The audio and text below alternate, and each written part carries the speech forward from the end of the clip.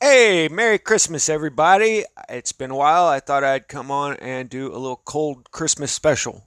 Because I'm sure you're just like me and you just went through quite a little cold spell. And we've got a long history of this happening. I was looking at the world's oldest religion and the very first monotheistic religion, Zoroastrianism. I can't talk today, has a part in there where Hura Mazda, the god, instructs one of his servants to build a fortification against the Great Frost.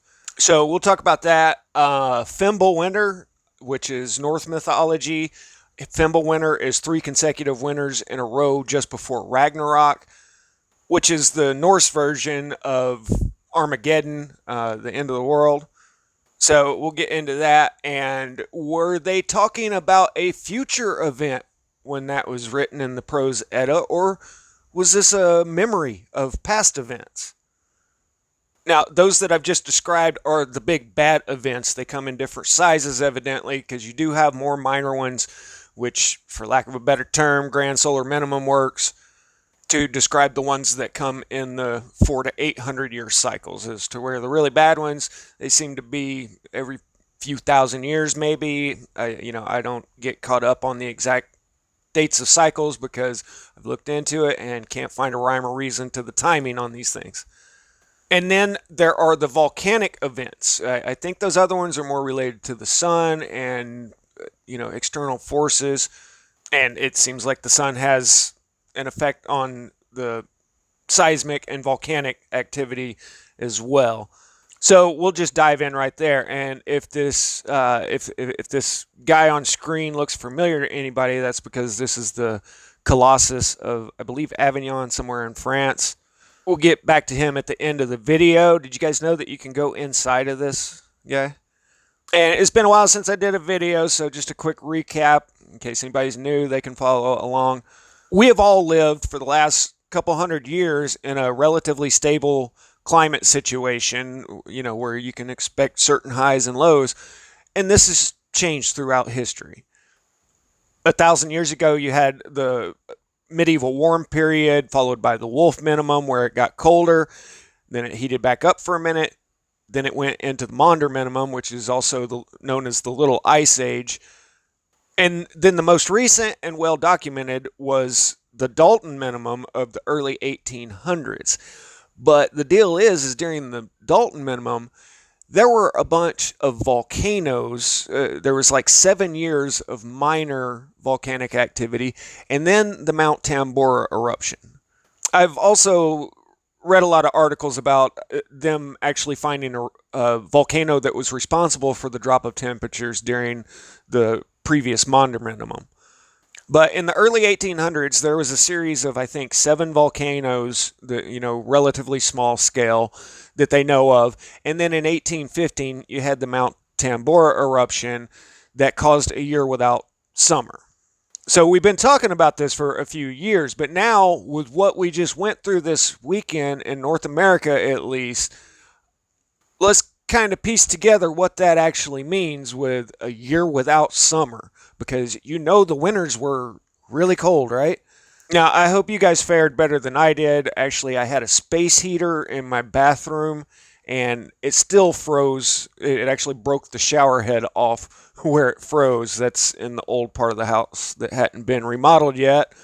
But with this dip in the jet stream, this bombogenesis that we got, just a dip in the jet stream, the polar air comes down south. These patterns, will change, and you'll also see that it's going to jump back up to 60 degrees after this, because all of that cold air is going to get sucked back up to the Arctic and pull air up from the south and warm us back up. But it went from being normal cold, 20, 30 degrees, down to -7, I believe, and 40-mile-an-hour wind gusts that, it was still just blowing cold air into my house. A lot of places broke records for the fastest drop in temperature. Denver International went from 42 degrees down to 5 degrees in, an hour? Now imagine this 200 years ago in your drafty Victorian house with 12-foot ceilings. And I know a lot of people on YouTube had the idea that everybody 200 years ago was supposed to be living in log cabins. But if you lived in New York, you had a big fancy Victorian house like this you were trying to keep warm and burning a lot of coal. This is a boiler that used to be in the basement of every large building there was out there that ran these radiator heaters that were upstairs, just so everybody understands the technology of 200 years ago. I'll be really happy when people stop acting like 200 years ago was the Dark Ages. So anybody that lived in a city in a modern house would have been like that. Anyone not living in city and rural areas would have been log cabin style. But that cold we just got did surprise me. I've done a lot of cold weather camping, and that would have been a night that, people would perish from. Because seriously, who's going to be prepared for that? Just dropping 40 degrees all of a sudden. If we didn't have a weather forecast system, that would have caught a lot of people off guard. They actually say that the velocipede, the first bicycle, was invented just after that because all the livestock was dead. Anyway, Mount Tambora eruption, year without summer we all know about, but how bad was that winter? They also call it 1800 and froze to death.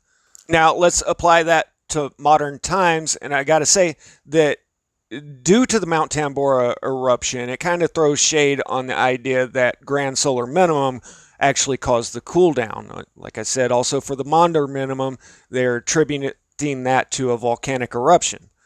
But now let's look at our modern day. Earlier in the year, we had the Hunga Tonga eruption. And scientists said, hey, this shattered records. It went 37 miles into the air. It sent a shockwave all the way around the world. It blew us away with what happened. But it won't cause any cooling because in our infinite wisdom, we did the math. There wasn't enough sulfur dioxide. It's just water vapor. So we won't have a cooling event.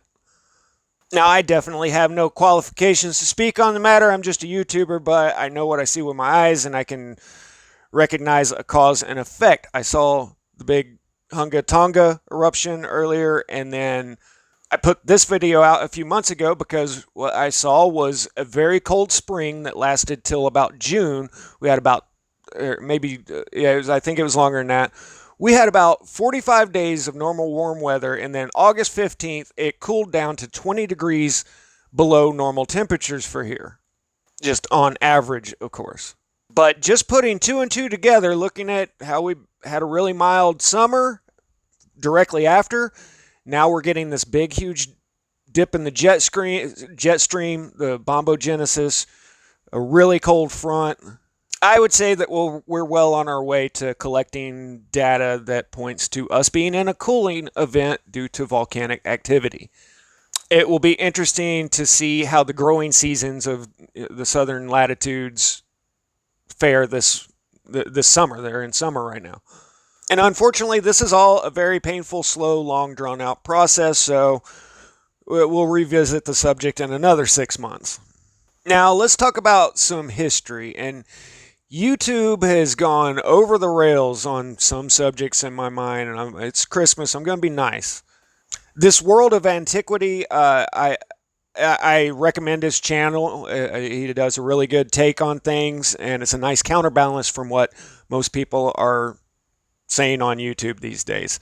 Besides, everybody knows that they were trying to pass along the secret of liquid acoustic cymatics here. But I just want to remind everyone that there are inscriptions all over these stones all around the world, and I haven't seen many YouTubers that can actually read Sanskrit and cuneiform. However, anyone willing to put in the work can go to school, learn to be a linguist, and read this for yourselves to make sure that the scholars aren't lying to us. I don't think that they're all in on a big secret of what this says. Now, sure, there may be artifacts out there I'm positive there are artifacts out there that are locked in the bottom of the Smithsonian and whatnot. But the stuff that we do have that's accessible, any scholar can read it. So I do believe the story here because it's carved in stone. Not only that, some of the oldest stone known as civilizations. So I just wanted everyone to understand that. My example there was Akkadian, which is from a little later time period than Zoroastrianism. And they say that this is 4,000 years old and one of the oldest because it's buried under all the other civilizations that came and built on top after they got destroyed by one means or another. But the oldest religion in the world that spanned this whole area of the map. And I'm sure everybody's heard of Derinkuyu, the underground city. Here's a cross section of it. And they had livestock, corrals. They had everything down here. Now, I have heard every explanation that you could possibly think of. Well, there'll probably be some more for how they dug this out, other than saying, well, they took some chisels and hammers and started clawing it out, and you can still see the tool marks here because it's volcanic tuff and it's not that hard of a stone. Have you guys ever had a lava rock fireplace or anything? I mean, you can grind the two stones together in your hand and crack them. It's amazing that all anybody talks about on YouTube anymore is how things were made. What about the people that lived there? I'm sorry, I'm more interested in that. You guys keep talking all you want. It's not that hard. They chiseled it out.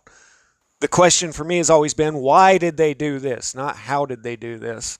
But you can see that at a lot of the tunnels, they've got the Indiana Jones slide the huge rock over thing going on, which definitely indicates that they were defense-minded when they were building this. You balance your rock there to where it doesn't take much to drop it over the door while you're running away. They're thin tunnels. You can only get one or two guys in to fight at a time. It definitely has defensive qualities to it, but part of that is just the nature of a cave. You can only get so many people in at a time. But this has led a lot of academics to say that, well, they built this to get away from invading tribes, this or that. Well, let's look at Zoroastrianism, the first monotheistic religion, the god Ahura Mazda. And that name just sounds to me like a Japanese name from the Sengoku Jidai period, Ahura Mazda, you kill my family. How many people knew that Star Wars was based off of actual warriors from back in the day, the Sengoku Jidai, or the Warring States period, which just happens to be right after the catastrophes of 700 years ago that I keep telling you guys about. Japan fell into that's what developed the samurai culture there. And the Sengoku Jidai is what Star Wars is based off of. See, we're learning all kinds of stuff today, guys. Now, this is a translation, so the syntax is all off from English. There's a lot of typos in this this is from the 1800s, I think, for this translation. But it's between Zarathustra in Persian, Zoroaster in Greek. I don't know why we have different pronunciations in different languages. You guys can pause and read these parts if you want to kind of get a feel for things, but basically Ahura Mazda comes to Zarathustra and basically says, abide by my laws and I will reward you and you'll have kingdoms, and even gave him a golden plow and a golden spear. And keeping in mind that this text is supposed to be 4,000 years old, way back then he had first 300 kingdoms, then 600 kingdoms. I think he wound up with 900 altogether. Thereupon this earth became full of cattle, beasts of burden, men, dogs, birds, and ruddy burning fires. Then spake Ahura Mazda to, it says Tima here, sometimes it says Yima, it's Zoroaster. Upon the corporal world will the evil of winter come, wherefore a vehement, destroying frost will arise. Upon the world will the evil of winter come, wherefore snow will fall in great abundance on the summits of the mountains, on the breadth of the heights. So God is telling Zoroaster that there's going to be a bad winter coming. Then Yima caused the earth to cleave asunder, a third part greater than before, and then 2/3 and 3/3. There's probably some deeper meaning to the way they word all that. But he is cleaving asunder survival tunnel, maybe? And to there bring thou the seed of the cattle and the beast of burden and of men and dogs. Therefore make thou this circle the length of a race ground to all four corners as a dwelling place for mankind. And for the cows, make a area a length of a race course to all four corners. If you've ever wondered when the first horse race was, it was right as soon as the second horse was born. But for context, I want everybody to understand that 4,000 years ago, we're talking about racetracks, okay? Civilization and all of the things that we do go way back. Now, it might not have been as fancy as what I'm showing here. This is Nero's circus, and the reason I'm showing this is currently, I believe, 6 stories under modern day Rome. It may have been 60 feet. It's been a long time since I read into that. Anyway, that and most old ancient cities have been wiped out multiple times and then rebuilt upon. So going back 4,000 years to the world's first monotheistic religion, they have a story saying that, hey, you better get your butt down in the ground or you're going to freeze. The Bible has its story of the Great Flood. Every mythology of every culture around the world says that we have these big events that come around, except for ours. We are in complete denial. Nope, everything's been exactly how it's been for the last 200 years. And if it changes in the least little bit, then it's our fault, obviously. I ran kind of along with all that, so we'll just touch on Fimblewinter real quick, the Norse mythology. But they speak of a winter coming on lasting 3 years, and this is before Ragnarok, which is technically a fight of the gods. I'd really like to do a deep dive into the etymology of the word God and how we use it, because I've heard multiple old sources that use the word gods for stars in the sky. The one that I can think of off the top of my head is a book called The Smoky God, and it's about hollow earth, and they say that they went inside and there was one central sun that had a haze around it the whole time. So it was the smoky God, but I'm just using that to show that a lot of times they say that gods are in heaven. And in some cases, I think that may be the same as us saying stars in the sky. Now let's mash that all together, and are they saying that it's a war of the stars in the sky instead of the gods in heaven?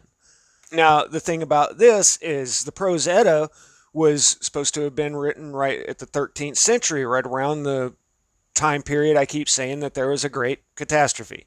And you can see the after effects in every culture on every continent around the world. I think it's quite possible that they did experience a Fimblewinter type event coming on, and that it was from an older legend of this happening perhaps thousands of years before. Maybe when the gods in heaven get into a fight, then it's all over for mankind. But in their mythology, there was one man, one woman survivor to carry on the race after Ragnarok. And it looks to me that the events of 700 years ago, roughly, were enough to have them write down their traditions in case nobody made it.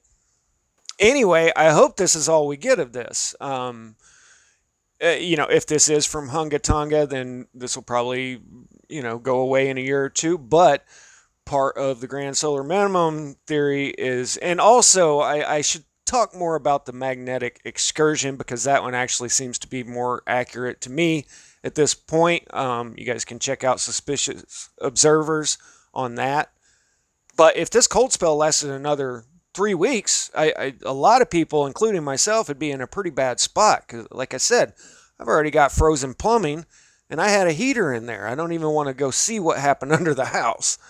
And a last thought on Derinkuyu is somebody had prior knowledge of that. Now, was this actually God manifesting himself and speaking to Zoroaster? Like Vishnu has incarnated himself as Lord Krishna. God has incarnated himself as Jesus. All of the old mythologies say that somebody told them.